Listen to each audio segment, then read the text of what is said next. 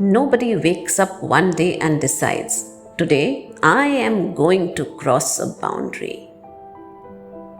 That's not how it happens. Because if it were that obvious, most people would stop. Most people would not do it. But the truth is, boundaries don't break. They don't break suddenly. They blur. And that's exactly why they are so dangerous. Because when something breaks, you see, you notice. But when something blurs, you adapt slowly, quietly, without realizing it. Let's start with something simple. Most people believe they have strong boundaries. They think, I know my limits. I would never let things go too far. I'd recognize it immediately. And that belief feels right because you trust yourself. But here's the problem. Boundaries are not tested in big moments. They are tested in small ones, repeated ones, ordinary ones, the ones you wouldn't even notice. And that's where things start to shift. It usually begins with a conversation. Nothing serious, nothing inappropriate, just a connection. Someone talks, someone listens, someone shares their life, their problems, their emotions, their feelings, what they went, what they underwent, what they went through, and someone understands. Someone responds in a way that feels easy and natural. And at first, it feels completely harmless. You are just talking. That's it. No hidden intention. No emotional investment. Just interaction. But you like it. And so it happens again and again and again. And slowly something changes. The conversation becomes more personal. You start sharing things that you would not do normally with others. Not dramatically things change, just a little. Small. You share something very small and they respond. You feel understood and it feels good. Still, nothing wrong because technically you haven't crossed any line. But here is what most people miss. Boundaries don't disappear in one moment. They shift through repetition.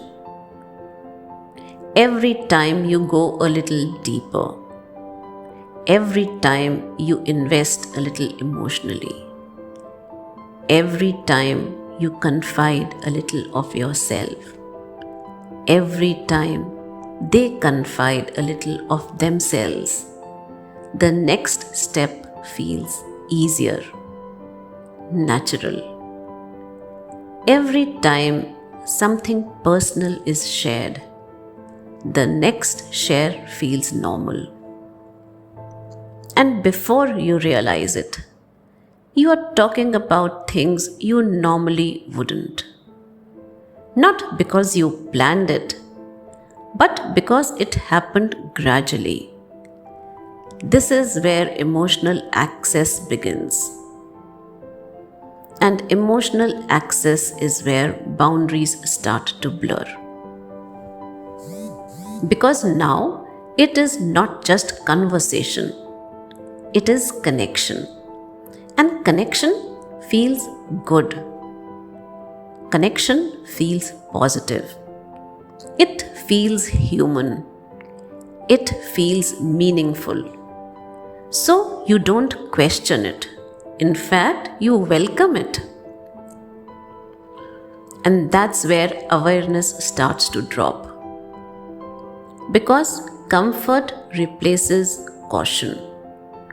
You stop asking, is this appropriate?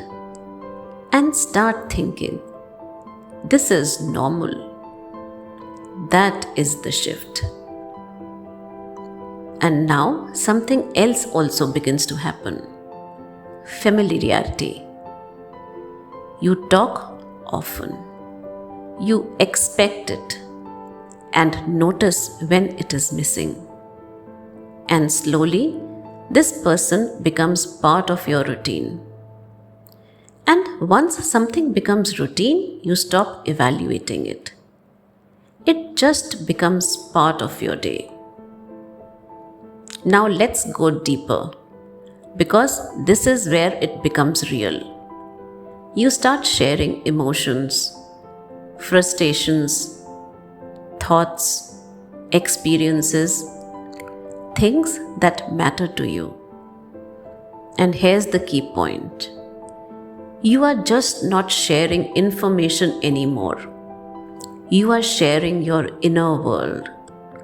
You are sharing a part of you. And when someone constantly responds to that, emotional reliance begins. You start turning to them, not always, but more than before. You wait to talk to them. You wait to tell them about another incident that happened, and you want to share. And without realizing it, something shifts in your relationship, because emotional energy is moving.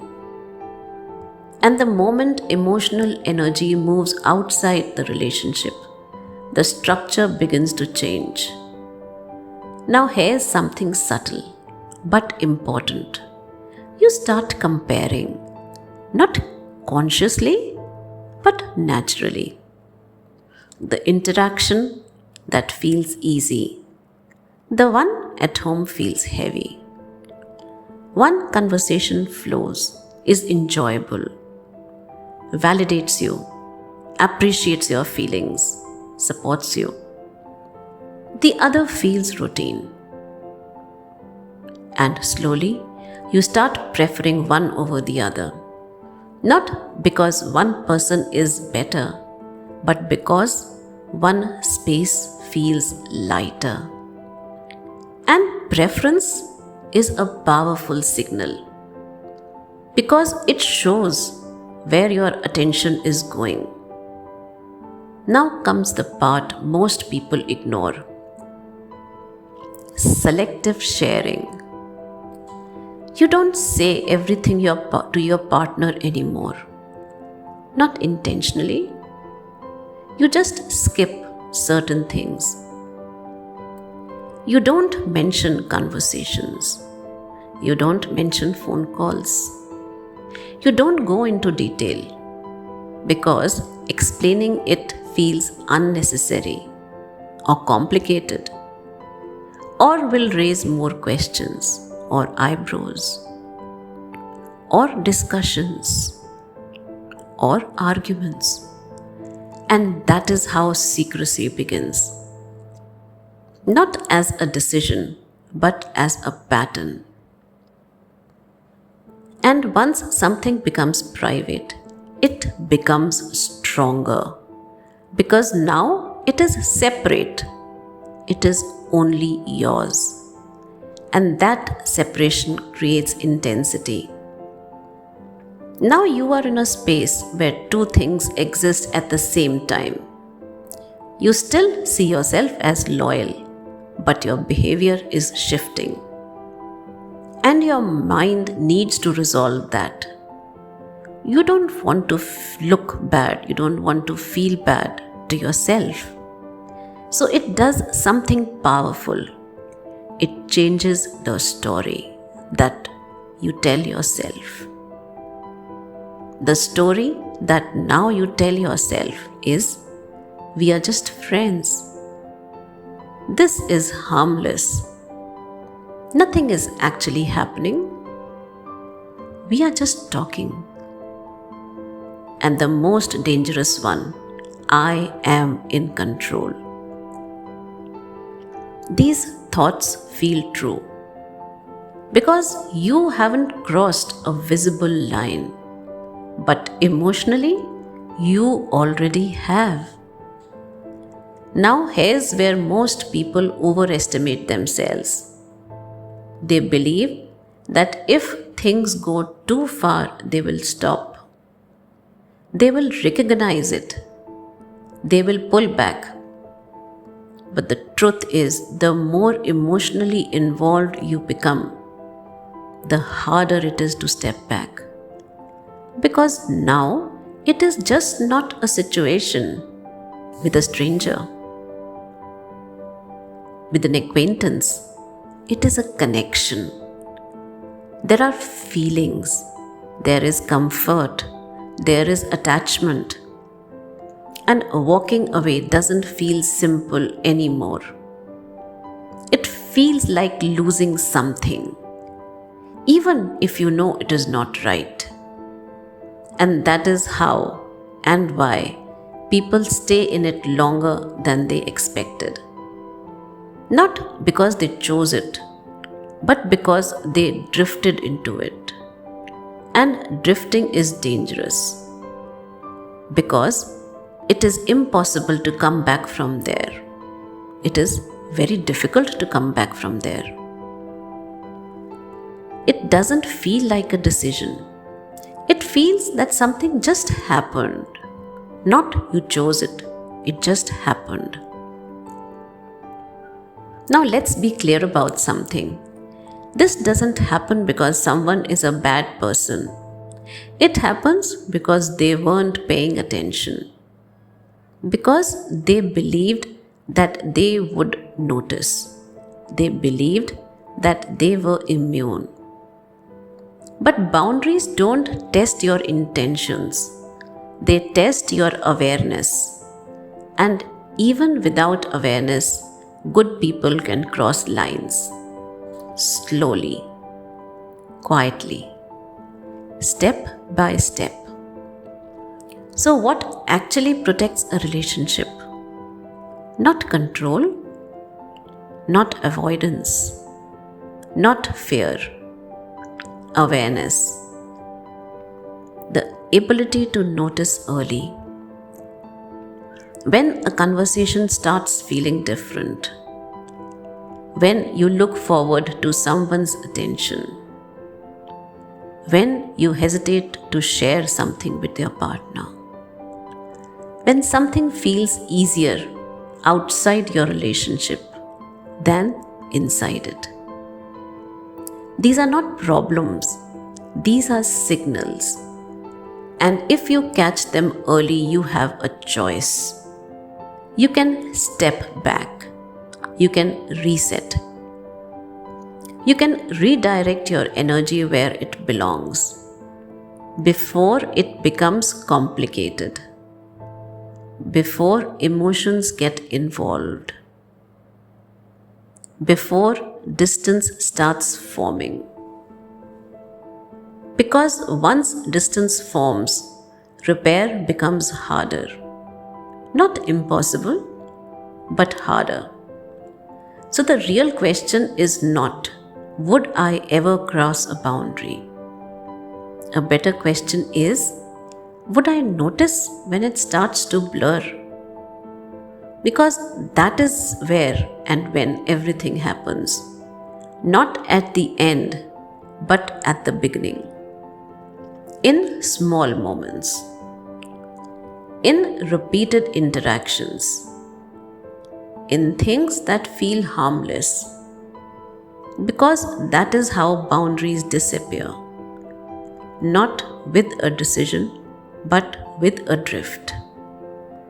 And the only way to stop a drift is to become aware of it.